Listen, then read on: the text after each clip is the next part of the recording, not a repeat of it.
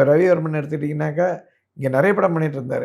பர்ஃபி போன உடனே தேர்ஸ் எ ஜம்ப் இந்த விஷுவல் ஸ்டைல். அதுக்கப்புறம் பார்த்தீங்கன்னா எல்லா படமும் ராம்லீலா, சஞ்சிலீலா பன்சாலி, மணிரத்னம் அந்த ரேஞ்சுக்கு நமக்கே ஒரு கேட் ஓப்பன் ஆகிடுது. ஓப்பன் ஆகுதுல்ல. இல்லை அதில் நம்மளுக்கு இதெல்லாம் பண்ண முடியுன்றதுக்கு இதுக்கெல்லாம் இவங்கெல்லாம் இம்பார்ட்டன்ட்னு புரிய ஆரம்பிச்சிடும். கரெக்ட். ஒரு நல்ல ஆர்ட் டைரக்டர் தேவை, நல்ல எடிட்டர் தேவை. தில்ஷாதா படம் பண்ணும்போது நான் ஃபஸ்ட்டு கேள்வி கேட்டேன், யார் எடிட்டர்னு கேட்டேன். ஃபர்ஹான் அக்தர் வந்து எடிட்டர் என் ஃப்ரெண்டு ஒருத்தர் பண்ணுவான்னு. நான் அதை படம் பண்ண மாட்டேன்னேன். எனக்கு நல்ல எடிட்டர் வேணும்னே.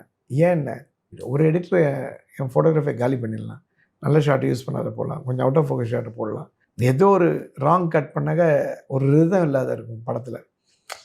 ஒரு படத்தோட ரிதம் இருந்தால் தான் அந்த ஃபோட்டோகிராஃபி வெளிப்படும். ஒரு நல்லா நடிக்காத நடிக்கிற நல்லா நடிக்கிற மாதிரியும் காமிக்க முடியும் ஒரு எடிட்டரால். ஸோ ஒரு எடிட்டர் ரொம்ப இம்பார்ட்டன்ட். சரி, அப்போ யாருன்னு நீங்களே சஜஸ்ட் பண்ணுங்க. ஸ்ரீஹரி பிரசாத் பண்ணுங்க. ஹாப்பிலே அவர் ஃபிலிம்ஃபேர் அவார்டு எல்லா அவார்டும் கிடச்சிது அந்த படத்துக்கு. இப்போ தில்ஷாதா ஒரு கல்ட் ஃபிலிமாக இருக்குது. அதுக்கு ரீசன் வந்து ஒரு முக்கியமான ரீசன் வந்து ஸ்ரீஹரி பிரசாத் மாதிரி ஒரு எடிட்டர். இதேமாதிரி நான் முருகதாஸ்கிட்டையும் சொல்லியிருக்கேன், நீங்கள் வந்து டிஃப்ரெண்ட் எடிட்டர் கூட ஒர்க் பண்ணி பாருங்கள், உங்களுக்கு உங்களோட கலர் மாறிடும்னு அப்படின்னு சொல்லி தான் அவர் வந்து துப்பாக்கியில் வந்து ஸ்ரீஹரி பிரசாத் கூட ஒர்க் பண்ணார். டக்குன்னு பயங்கர ஜம்ப் வந்து அவரோட ஸ்டோரி டெல்லிங்கில்.